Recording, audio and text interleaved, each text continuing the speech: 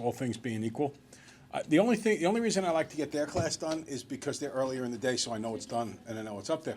But this is the second time through for you guys. So sometimes I'll see things about how to explain things that are better the second time through than the first time through.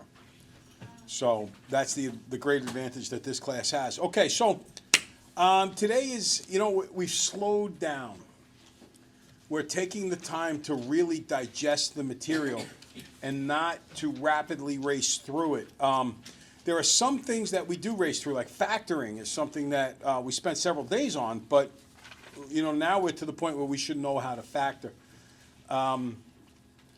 This material on graphing and quadratics, and we're going to soon translate in vertex form and so on and so forth, it's heavily tested, and I like to just go through it at a slower pace so that we can literally chew things over a little bit and get a really good, strong feel.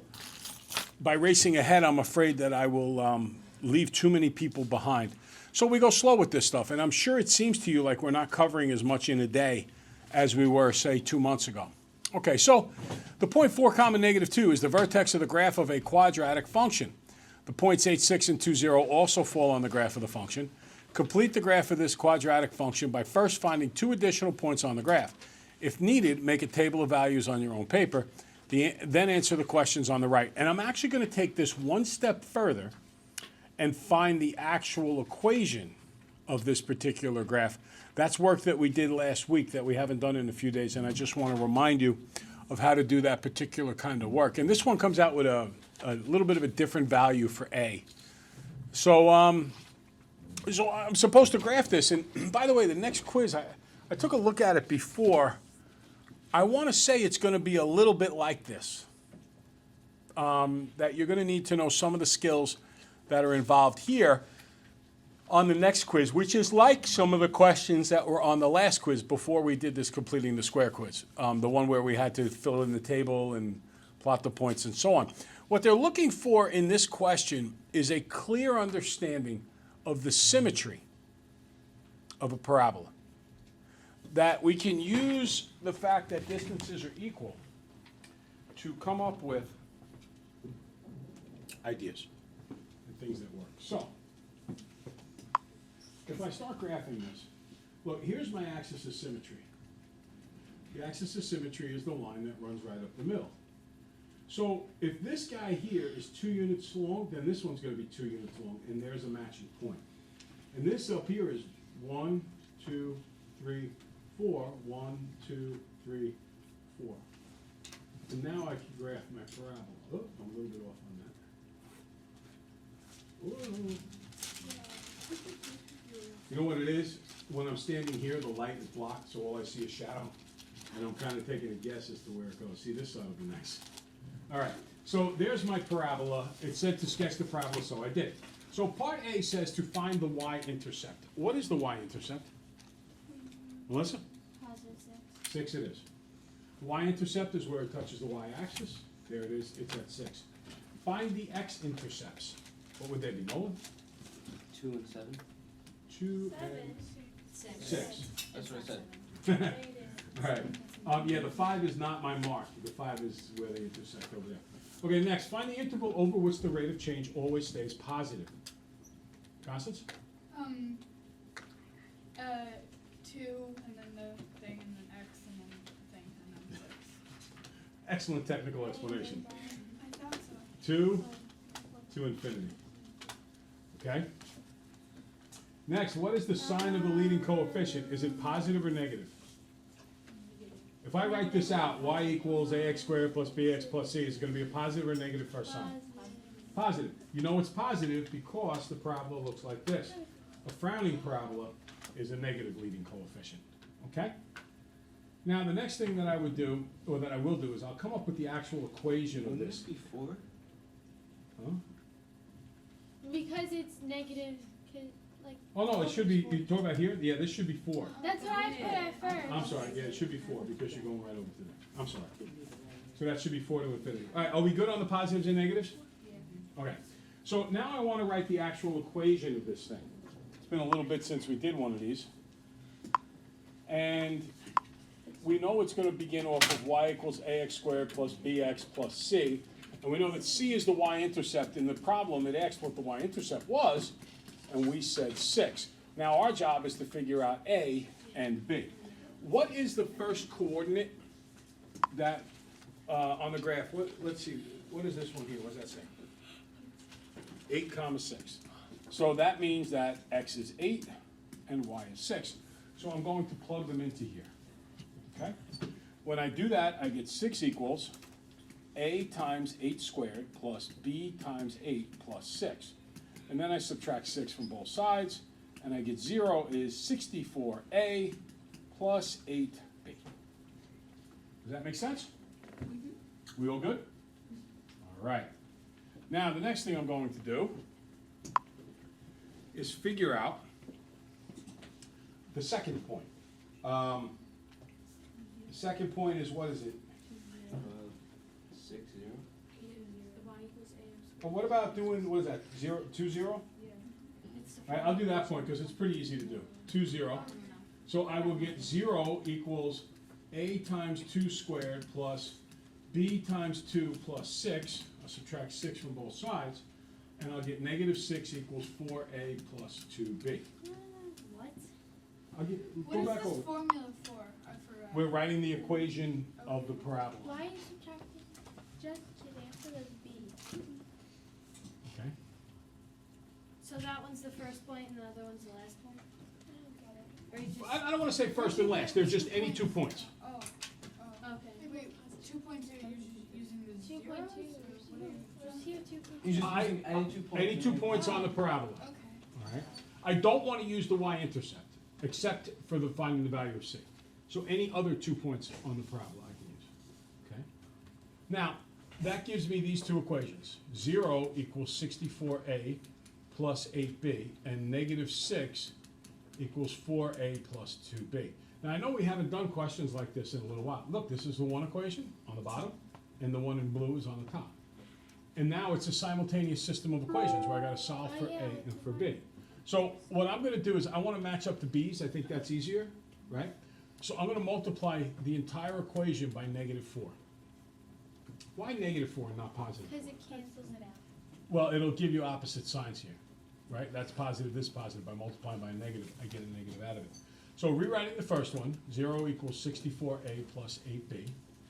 You'll remember when we went over these, I said that I feel personally that this is the most difficult question on the entire Regents. Potential question. We don't know what's actually going to be there. Distributing here, I get 24 equals negative 16a minus 8b. And now I'm just going to add up the two equations. 0 plus 24 is 24. This is going to be 48a, and that adds up to nothing. Let me go that way. I divide by 48. 24. I divide by 48, Because 48 has a. and a is 1/2. Okay? Now I need to go back and get b, and I can plug it in either equation, but it seems to me that maybe this bottom one is the easiest one. So negative 6 equals 4a plus 2b. A is a half. What's 4 times a half? 2. So I get negative 6 equals 2a plus 2b.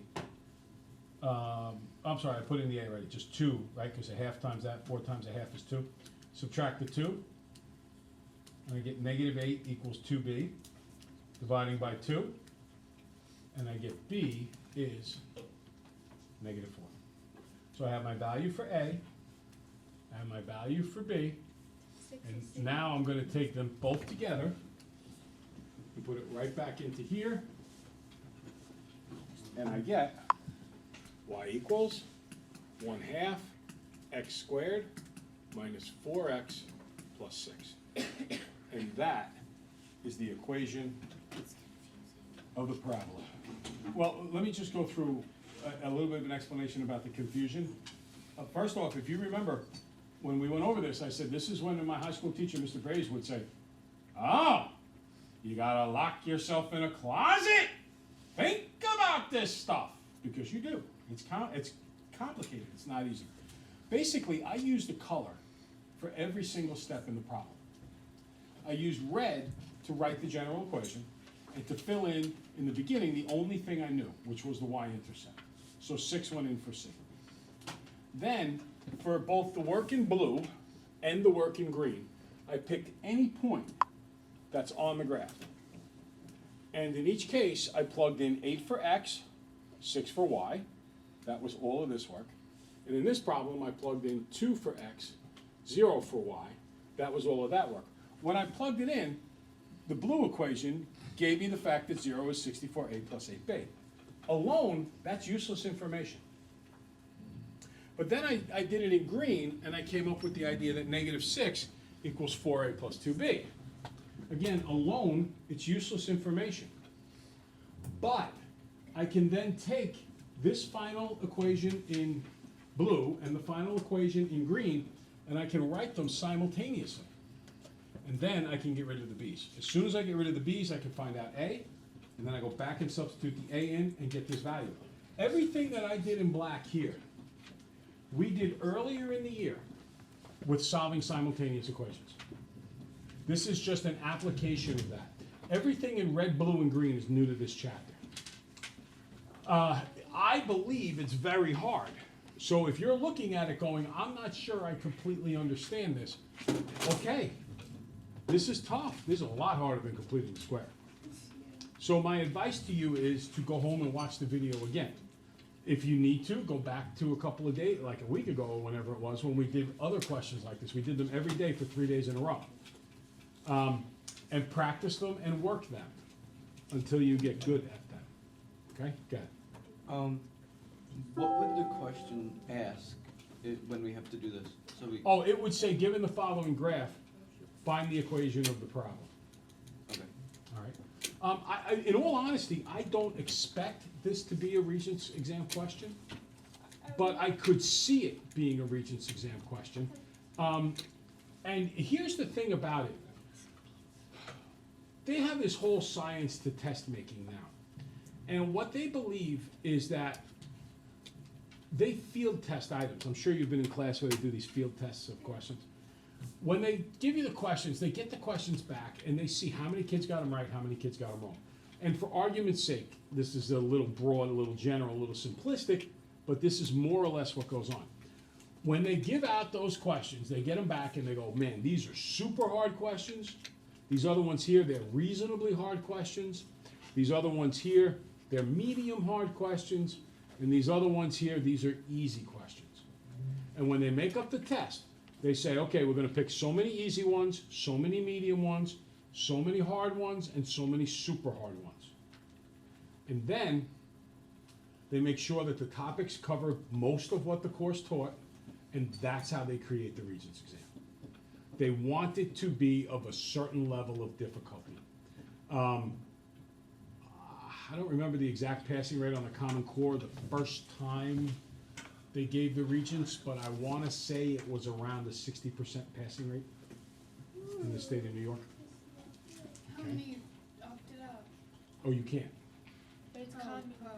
It's the Regents. Now, the good news is every one of my students passed.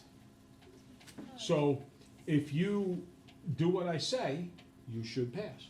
If you don't, you could be like the other rest of the state where 60% failed. Okay? Even in the high school, on the Common Core Regents, I want to say 85 or 90% passed. So the kids did do well. But the thing is, the grades were lower. They averaged about 7 or 8 points lower than the kids got on the integrated algebra test. So if you're used to getting a 95, you tended to get about an 88. If you're used to getting a 90, you tended to get about an 83. This test is definitely more challenging and more difficult. So what might they put on? There's one question at the end that's worth 6 points. And I could see this being a 6-point question and this being the super hard one. Now the thing of it is, if you get the super hard question right, or the 2 super hard questions right, the rest of the test is made up of easy, medium, and kind of hard questions. So if you can learn these super hard topics, the rest of the test is not super hard. So you should get a really high grade. What would the other super hard question be? Before we actually take the test, I have about 2 weeks worth of review set aside, and I will give you an old Regents, and you'll see one, and you'll have an idea what it looks like. Meanwhile, lots of quiz questions and lots of homework questions are based on old Regents questions. So you've been doing them all along, you just don't even know it yet. When we do Regents review, you'll go, I remember this question, I remember doing this, and so on, okay? All right, so this is basically how to do the first question on today's Do It. Now, there's a second question that we're going to cover today too, and it's the very famous dolphin problem. Okay? So, let's take a look at the dolphin graph, and we're gonna have to work together on this because I can't both put the graph up and read the questions. So we're gonna read the questions from you. I'm gonna go to 50%. All right. We got a dolphin. A marine biologist makes a 24-second video of a dolphin swimming and jumping. Oh, Flipper, Flipper. Do you know what Flipper is? No, really is. Oh, so sad. When I was a child, there was a TV show called Flipper about a trained dolphin who swam around and go, So it's like. Why was it So it was back from like the 50s? Was it a horror 60s, movie? 70s.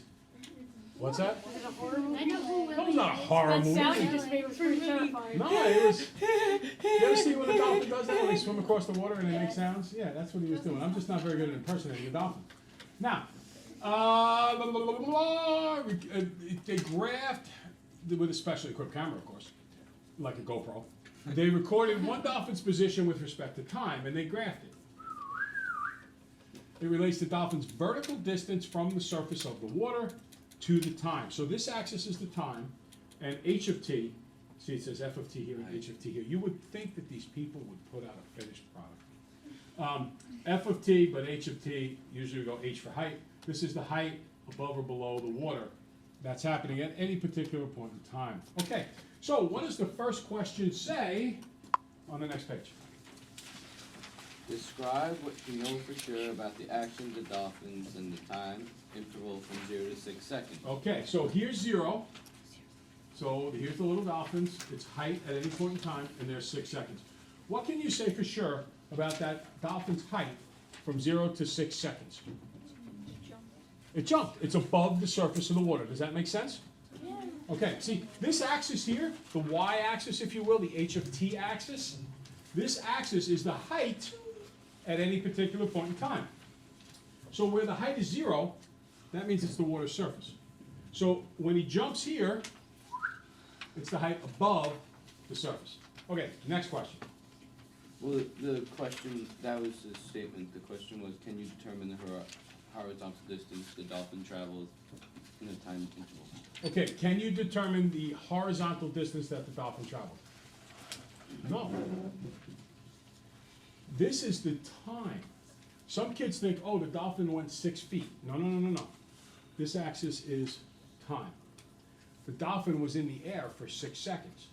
Now, for all we know, the dolphin started really deep in the water, swam almost straight up, and almost went straight back in the hole he came out of. But maybe the dolphin swam along the surface, jumped, and went like this. The problem doesn't say that. What the graph shows is that the dolphin was airborne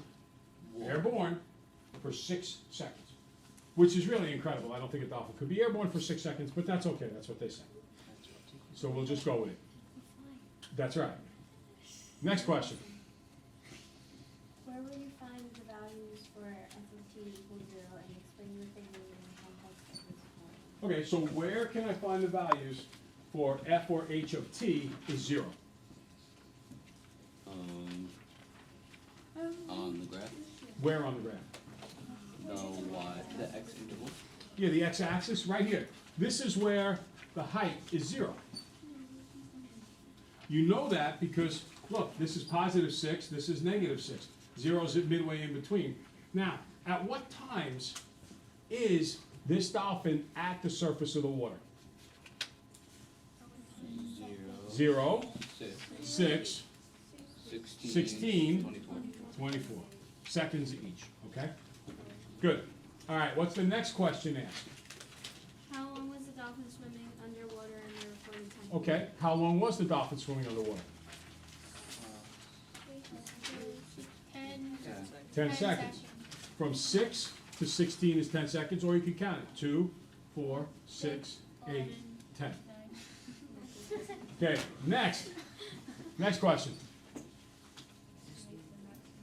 Estimate the maximum height and feet the dolphin jumped in the recorded 24-second time period. Okay, what's the highest point that the dolphin jumped in the 24-second period? Well, this is the highest height, right? 20 seconds. Agreed? Mm-hmm. So if I draw this over to here, I'm like midway between 18 and 24. So I think probably the best answer is 21, but if you had 20 or 22, I think that's perfectly fine, because it does say estimate. It doesn't say give an exact answer. Okay? Next question. Locate the point on the graph where ft equals -50 and explain what information the coordinates of that point give you in the context of this problem. Okay, so where is h of t or f of t negative 50? On the bottom of the big dive, right? Okay, so what does that mean? What, in the context of the problem, what does the fact that that's at negative 50 mean? How far did you swim down? Yeah, he's 50 feet under the surface. Okay? Any other questions? Okay, what I would like you to do for the remainder of the period, if there are any questions that gave you difficulty from last night's homework, talk to people sitting around you, discuss these questions back and forth, see if you can come to a resolution. If not, you can bring it up to me, and when you're done with all of that, you can start tonight's homework. We never had that part. You're such a monster.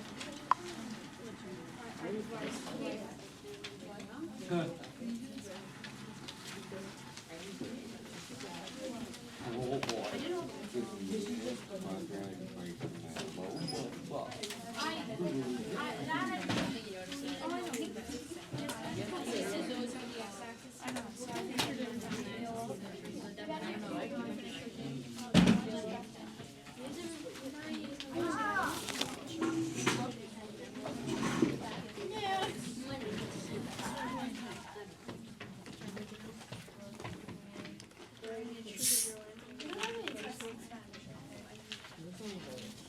If we did, that'd be crazy.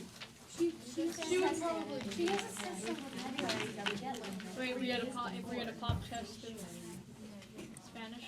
Pop test. Pop test. Pop test, Joe. A regular Pearl Harbor job, huh?